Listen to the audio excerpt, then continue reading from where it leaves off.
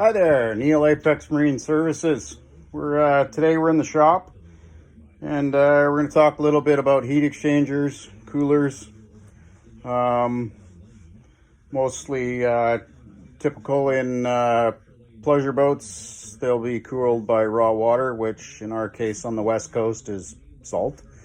So it's a pretty evil combination, running salt water through any metals.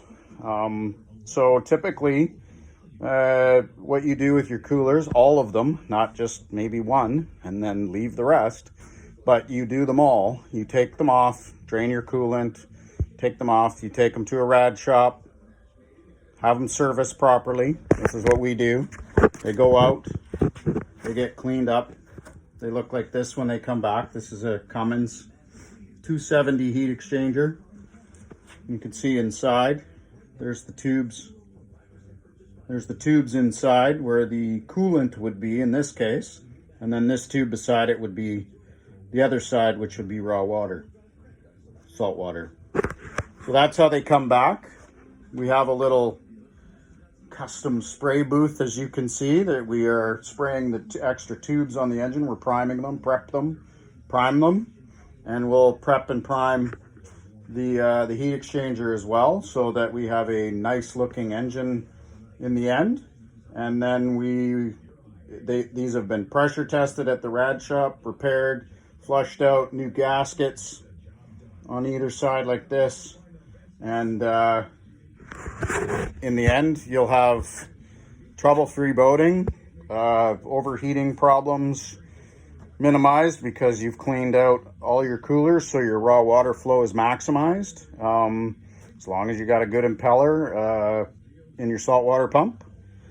And that's what we do for servicing heat exchangers. All this stuff here, because it sees salt water, is what I like to call a service item, serviceable item. So just like an oil change has a time frame, so do your coolers, because they're in salt water. People typically talk, 5 to 7 years. You should take them off. And this thing, lots of people try to use different solutions to run through and clean them and stuff like that, and maybe that's fine in between intervals, but that's definitely not the end all be all. In the end, these coolers have to come off, and if you don't do it, you're going to end up having to replace the coolers. And then you get into older engines and it becomes a struggle because you can't find them. We're lucky because in Port Moody here, we have a great shop, and they can repair, weld coolers and stuff. So it's super handy to have, definitely. So that's a little bit about heat exchangers. We have fuel cooler right here for our diesel fuel.